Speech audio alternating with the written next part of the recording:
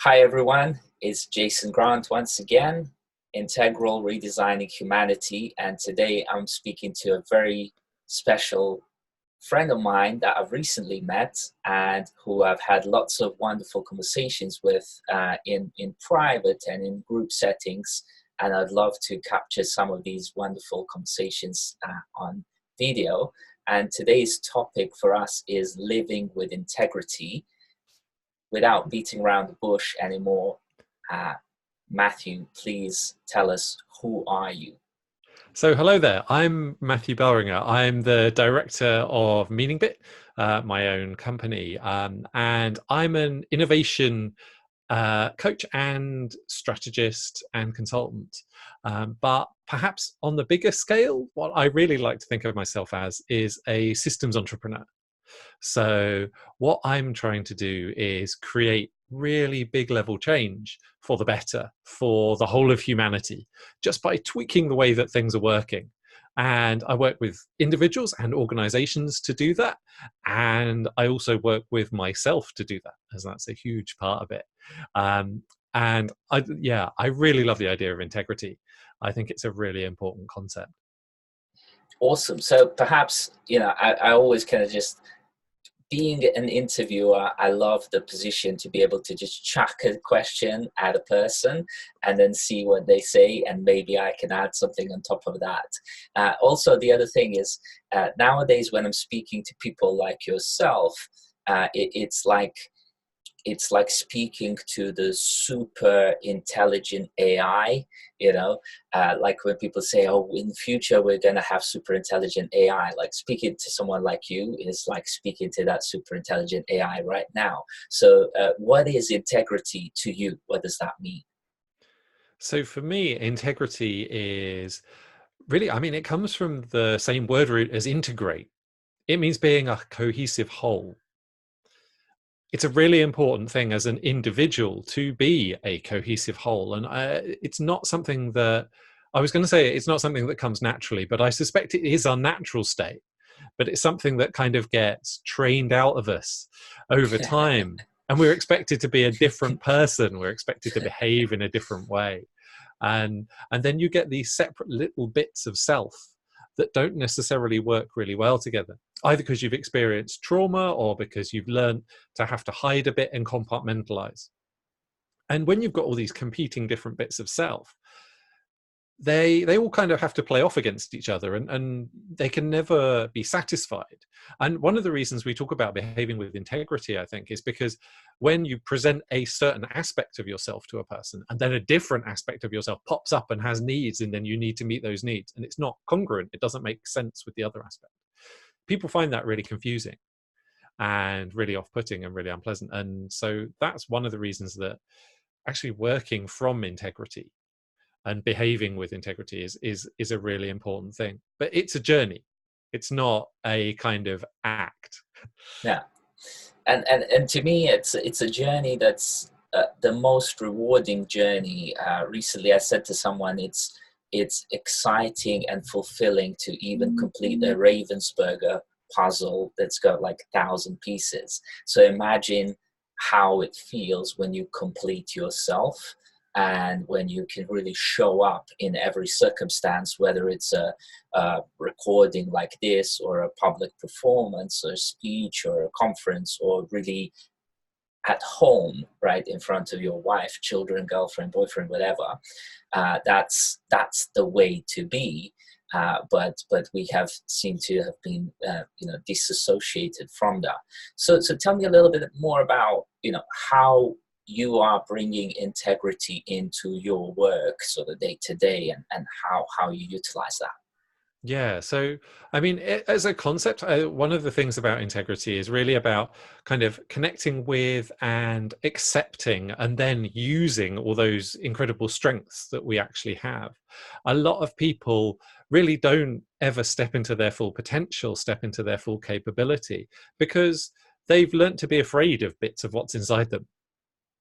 And that's a real shame. And so when I'm doing my own inner work, when I'm doing my own stuff, and when I'm working with other people, what I'm trying to do is connect with that real inner kind of strength, genius, whatever you want to call it. Some people call it the divine within, some people call it the ground, some people call it connecting to source. However you choose to describe it, that experience of being in totality and working from that space is really, really important. But it's not just important, it's not just a kind of inward selfish thing. It's really about understanding how you connect to the bigger system of the world. You know, you are yourself a complex system. You're made up of a whole load of ideas and a whole load of physical things interacting. But you're also interacting with a whole load of other complex systems. All the people around you, all the organizations around you, the social structures, everything.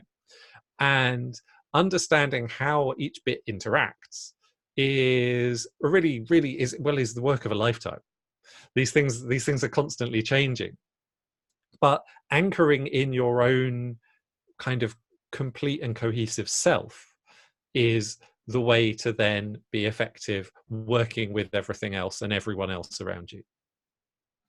So that's all fantastic, and there is one of the things that I seem to have realized and recognized is that the process of self-development and integration, which gets us to become bigger and bigger and bigger in terms of being able to hold space and more complex problems, actually means that as we expand, we can transcend and include other people, things, systems, living beings, and so on.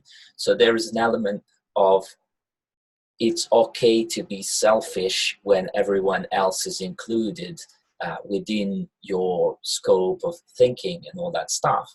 And so then really the idea of treating yourself with love and care and attention and that groundedness is the key. Tell me a little bit more about how you see that, and that sort of like ultimate selfishness in a sense that's inclusive. Absolutely agree. I think there's a lot of people I've met fall into kind of one or two extremes, and one of the extremes is overhelping. And those people are kind of constantly helping others, always kind of just push, and kind of pushing away any help themselves. And obviously working with the people developing people community, which is largely people who do transformative work. There are a lot of people who are given to helping in extremes, and that in the long term isn't sustainable. It depletes you, and then you can't help the people that you want to help. The other group of people I see are people that need to take all the time to feel safe, and they have to pull everything towards them. They have to hold on, and that's equally problematic because you can't just take all the time either. And really, it's about finding that balance, about finding that overlap point where your needs are being met, your greatest needs are being met, and you're meeting the greatest needs of those around you. And for me, developing integrity, developing that connection to self is really the way to do that, because that's when you develop the sensitivity to know exactly what it really is. And so there's another very interesting one-liner that states that once you become an expert on yourself, you become an expert on everyone else, because you start realizing that as you've gone through various traumas and have dealt with them and resolved them and so on, you can start appreciating the fact that everyone else is subject to their own traumas, however big or small, and it's all relative, and that you can approach people with both care, caution, as well as respect and ability to know when it's the right time to help and when it's the right time to also take if they're offering something. I'm originally from Bosnia, so there's this kind of like Bosnian culture where it's like if someone offers you some food and you refuse, it's rude to refuse. Absolutely. And so that becomes like, whereas you might be thinking, oh, I'm saying no so they can have more food. Like in Bosnia, people mostly have abundance of food, so they're like, take some of our food and so on. So it's like that balance of give and take is very, very important. How do you find that?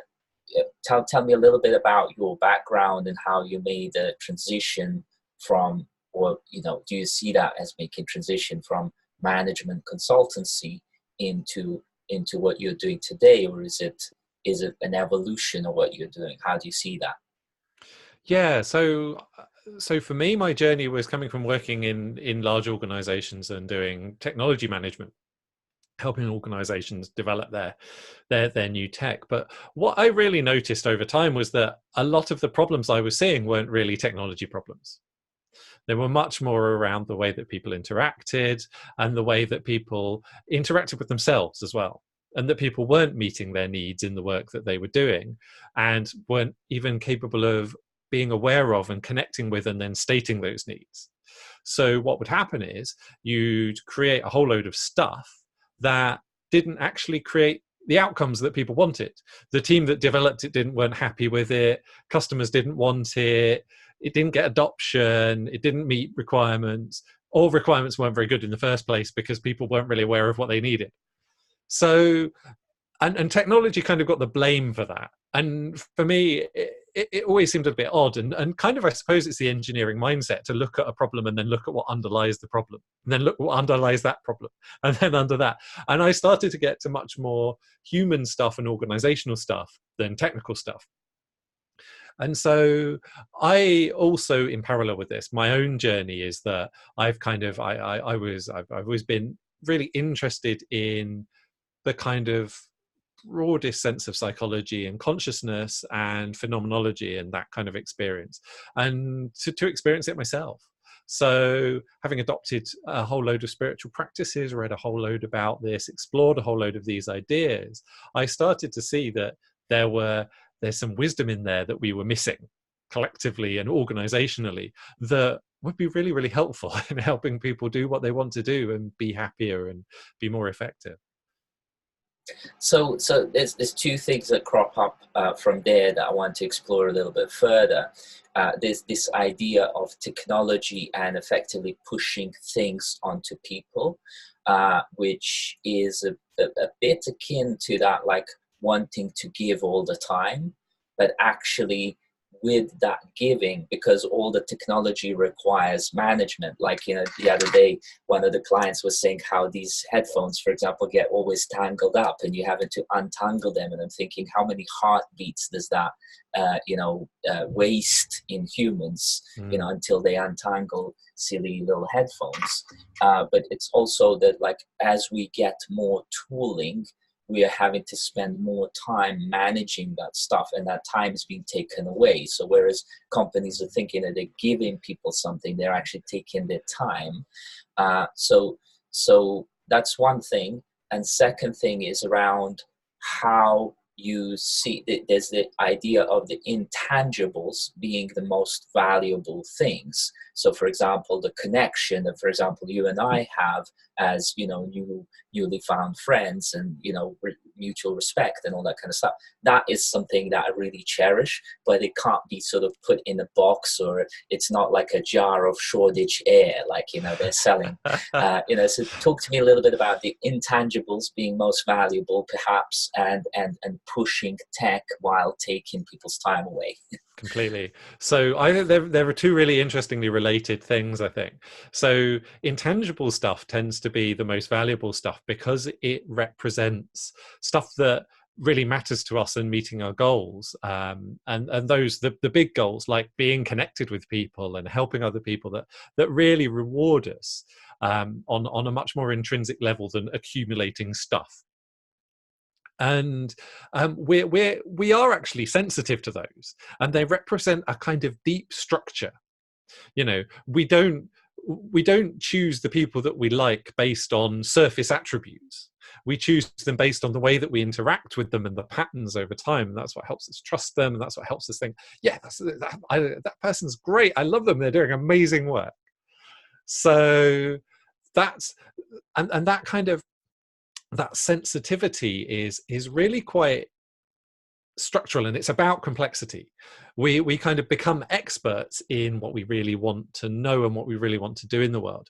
And I think that leads into the other point, is that quite often a lot of the stuff we deal with is abstraction of complexity. So instead of dealing with all of it all the time, we necessarily abstract. Language is that. That when we're using words, we're taking huge, complex, ineffable things and packaging them up into neat little kind of little wrapped boxes of meaning, but they never entirely explain the full richness of experience. They can't, but we use them and they're useful. And so abstractions are useful, and so you can create a lot of technical tools are effectively abstractions of complexity.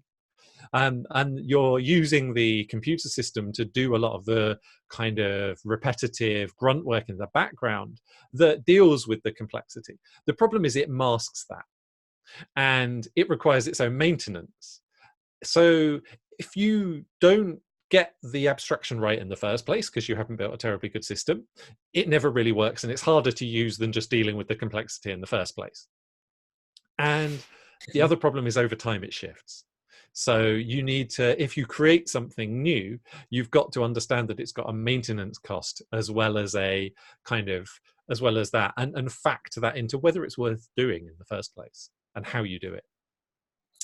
Okay, so yeah, and having worked on programs like transformation work at British Telecom that's employing 100,000+ people who have all been through different types of change programs, and who knows what kind of situations they are in their own individual lives and how much they care about connecting at all, which is, weirdly enough, BT is all about connecting people. But this is one thing that I've experienced there, that the company is about connecting people, but it's about connecting people through technology, which paradoxically, we're here connecting through technology, even though we've met each other a bunch of times through serendipity, God knows what. But so there is that tension between, as you connect with people on technology, you start to disconnect in real life, and the technology tends to, even though this is kind of quite rich way of interacting, it still hasn't got as many emotions and energy in it as a physical interaction that shows a lot more nuances about body language and all sorts of different contextual things. So how do you see perhaps that sort of rebalancing of in connecting through technology and connecting through real world? So I very much feel that there's a role for technology in connection and bringing people together. But for me, it's about, first of all, using technology where you wouldn't have the opportunity to connect at all, like today, and accepting that it is a kind of relatively impoverished medium compared to connecting face to face. But the other big use for technology, and this is kind of related actually, is in making the interpersonal interactions that you do have when you do finally meet really rich and really special. So again, it's about using technology to get rid of the stuff that would distract us from having those really great kind of creative, sparky, and wonderful interactions. Partly because there's an economic driver for this, that thinking about our value at work is the computer can do all the repetitious stuff. There is no point in sitting in a room with someone whilst they fill in a form. You can collect that and do that online, and it's much, much quicker. So if you can do that, and then when you sit in the room with someone, you can have an amazing collaborative conversation and come up with some brilliant ideas or solve some huge problems, you're much, much more effective. So it's getting that shift away from thinking about technology into kind of as mediating all interactions to thinking about how we can use technology to really create the best possible human interactions. Yeah, so one of the things that I've noticed, and this is very much about integration and living integrally in today's society, which is very different to 20 years ago. I always remember back to 90s, and there was all this kind of different, there's like a meme which is around clubbing in 90s and clubbing today. And in 90s it was always like, yeah, everyone's kind of there with the music, and then today it's like everyone's shooting little Instagram and Snapchat videos and sharing, and it's all about that, like sharing to the rest of the world and forgetting about the moment. And so what I've found is that in the 90s or early 2000s, I would meet someone face to face and then connect online and continue the conversation online. Whereas today, it's reversed a lot. There are lots of very cool people I meet online, and then we often connect face to face. But then in the face to face, we skip past all the things that we've connected to discussed online and just go into greater depths of what the face to face conversation offers and affords us. So, talk to me a little bit about that sort of integration of these types of communication. Yeah, definitely. I agree. I mean, I think it's an incredibly useful tool to be able to reach out to kind of your people, as it were, as we start to specialize even more in what we do, and start to find niches, and so much of like being a successful integrated person is finding your niche, finding where your best fit is. And the fact that there might only be 100 people who really in the world who really aligned with you, and perhaps they're your like 100 customers. So if you're an entrepreneur, and that you can find them, is a really, really important thing for being able to specialize in that way and then be yourself and operate from that integrated place all the time.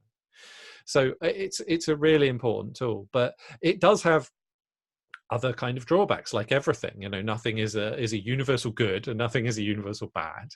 They're like, it's part of the wider system, and understanding that all technology is filtered, and it's filtered through someone else, someone else's set of needs, an organization's set of wants and needs. And so particularly, in using social media, it's being aware and actively aware of what the interests of the organizations that you're using are, how they're using those, how they're operationalizing those, so that you're not blindly using things, but you're actively and intentionally using them. Just like you'd actively and intentionally use your time, and actually trying to seek out with intention, aligned with who you are and your integrity, what tools you're using online in service of that, rather than being a passive kind of consumer. Yeah, and so this is a very important thing. Having spent 15 years of my life designing user experiences, and most of the time, the ultimate KPI, key performance indicator, is how much is the tool used, right? Basically, the time spent by a user on the tool. And we obviously see that with like Facebook and all these things that are free. They're wanting you to spend as much time on them because they're advertising driven. But even in the enterprises, it's often around how much have you used this tool, and it tends to create a lot of conversation and noise. Slack being like an example where I immediately noticed when Slack came out that this, first of all, wasn't going to kill the inbox. But secondly, what it was going to do is now create me two inboxes that I have to take a look at. Now, both of which are more full of junk and noisy conversations, because while it's interesting and fun perhaps to see people discussing the latest cat meme on Slack, it's not the greatest use of my time, and I can't justify that to my integrity. And most importantly, it actually gets me into that sort of aroused state where I'm like, I feel like I'm using something, but it's just draining my life out of me, life energy. And so there was a question in this, which is around, there was a point around that whereas we've spent user experience designing for that engagement, now I find myself basically starting from a point of, first of all, asking, is this tool required? Or is this interaction required at all?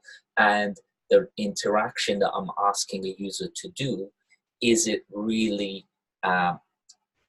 integral to their lives, and it's not about them spending time on the tool. It's about the quality of communication that they produce through that. So talk to me a little bit about that. What do you think? Yeah, definitely. I think there's a huge amount of, most people spend a lot of their time busy. There's busyness is actually a status symbol.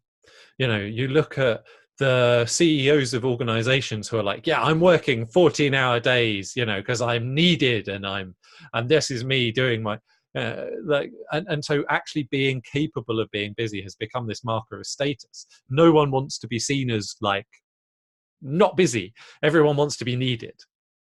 And the problem with that is it leads to all sorts of strange outcomes, like the ones you're describing, where we'll seek things that make us busier without any outcome, without any benefit. It's just that we want to be seen to be busier. We want more of this input all of the time, and we're rewarded for it, and organizations reward it. This is why things like organizations that privilege things like turnover over profit and their impact are really, are really common. And you look at how this is done, it's like grow, do more, be busier, sell more, buy more. And the question is that the right thing to do? Can we sustain that energetically, environmentally, financially? And those are really important questions. And come back down to the integrity and the needs of your own centered needs. Is what I'm doing really meeting a need for me and for other people? And that's the really important thing. I would like to, I think Slack is a really interesting one. And I think it's also important to understand that work is a social act, and we are social creatures, and that not everything has to be goal directed. You can just enjoy spending really good time connecting with people in a non-goal directed way and playing. And that's a really important part of discovering yourself, understanding the field, and deepening your social connections. So if people are free to play in an online environment in that kind of way, then I don't see that as an entirely bad thing. I think that creating some space to play is one of the really big reasons to be intentional about everything else. Yeah, so this is what, when I was doing my master's degree in business management, my final thesis was about managing virtual teams in completely virtual environments way back in 2002. And there was this notion of water cooler moments that, typically in an old school corporation, you would go and you'd sort of bump into someone over a water cooler, and then you just kind of chat about stuff that seemingly wasn't at all important. But that's actually what created that invisible bond between people. And then famously, they were saying that when Bill Gates became a billionaire and a super rich guy, then people would come up to him in water cooler, bump into him in water coolers, and just go like, "Can I please have an autograph?" Right? And he was like, "I can't have a conversation with my own staff anymore because these people are starstruck by me." And this is like became a big problem there, of a sort of like a barrier to having that human conversation. And so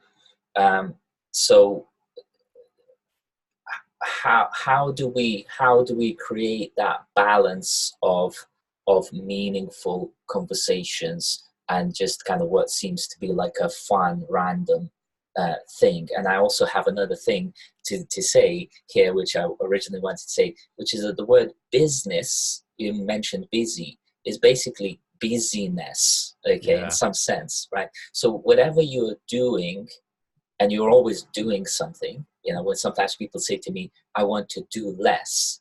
Well, when you say you want to do less, if you mean less paperwork, less of the kind of management stuff and so on, well, then you're still going to be doing something. And that doing might be sitting under a tree meditating, but you're then doing the meditation.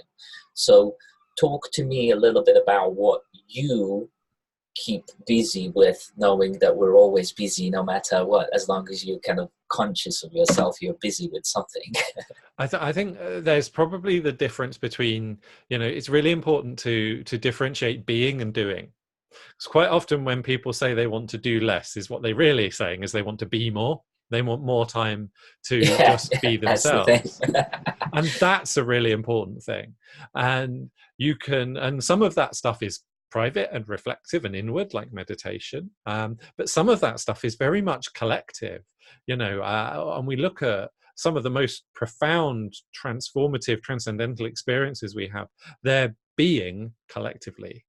And so creating that and the opportunities for that to arise as part of our kind of combined enterprise of whatever we're trying to do is a very powerful thing. And because it's a very powerful thing, it's quite a dangerous thing. I want to be really clear that, a lot of these things can be co-opted and used to control people. And that's very much not what I'm proposing. It has to be something that emerges. It has to be something you can create the space for, but not that you can push people to do.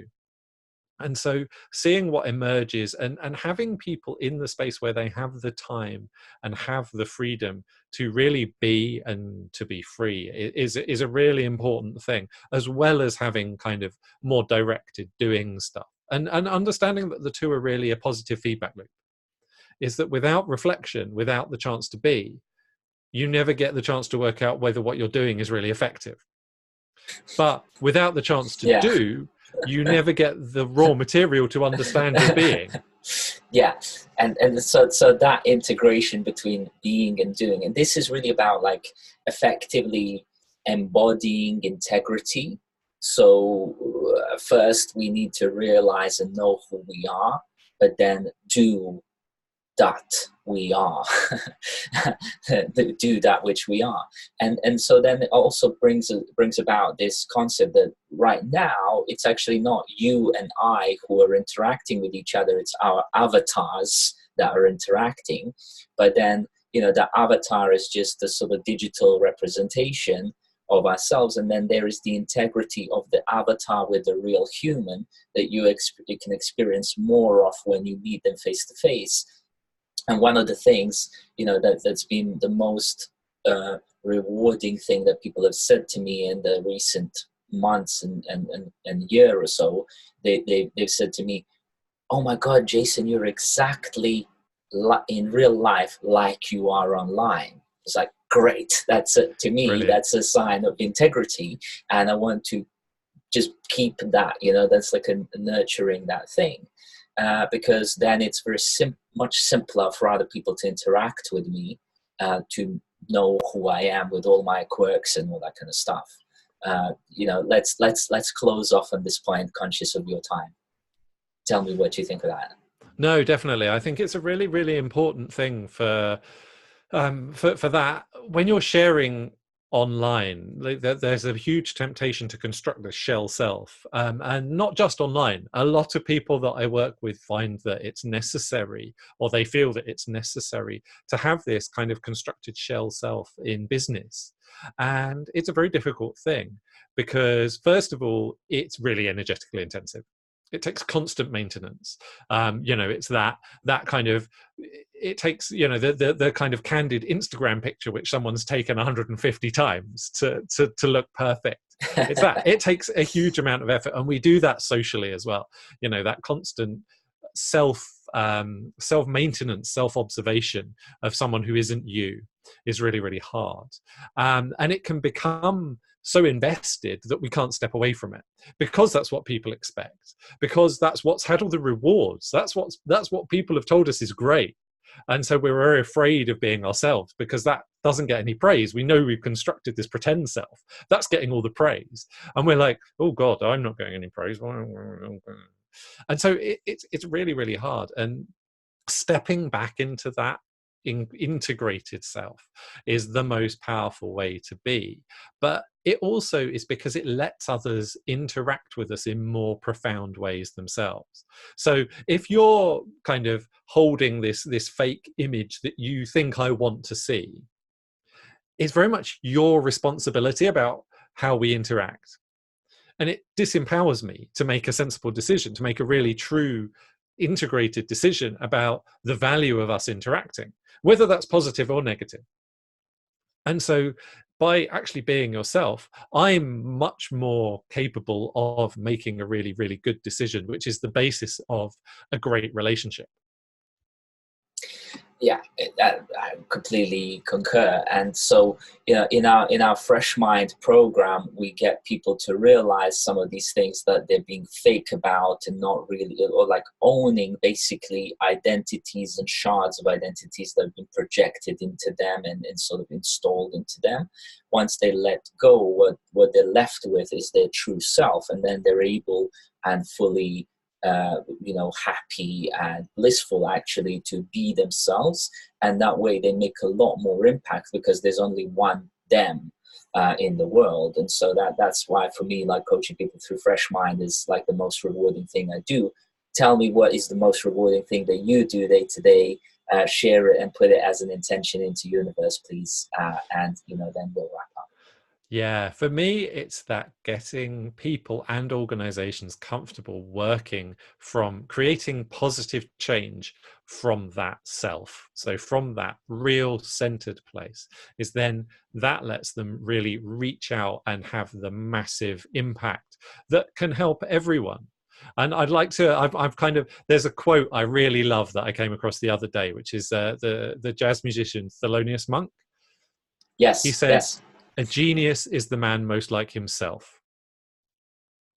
Yeah, and here's a guy who once turned up to a concert that had the whole, 2 hour sort of playlist booked in there. And he turned up, and the band started playing, the songs, and he riffed on 4-bar loop throughout the whole thing. The band played the set, and Yeah. he just played a 4-bar loop over and over. Yeah. Exactly. Talk about being eccentric. But how do people, engage with you? How do people contact you, and how do you work with them? Tell me more about that. Yeah, so I work with individuals and organizations, particularly around creating positive change. So that's my model of innovation. I work with people who are already purpose driven and or who want to become purpose driven, because for me a lot of the integrity is actually about hooking up with the kind of change that you want to create in the world and starting to turn that into a reality. So yeah, so people can reach out to me through my website, through meaningbit.com, and yeah, that's basically it. Awesome. We'll share all the links, and massive respect to you, my brother. And look, let's maybe do part 2 and part 3 of this conversation. I think there's lots more to explore here, and dig into and dig out of the little interactions that we're having. I've got huge amount of agape, as they say, love towards you, and really appreciate and respect what you're doing, and thank you so much. No, thank you. It's wonderful. Really fascinating conversation. And equally, you're doing amazing work. It's great to see. Yeah, I'd love to have more conversations. So yeah, Okay, brilliant. Thank excellent, you. excellent. All right, bye-bye.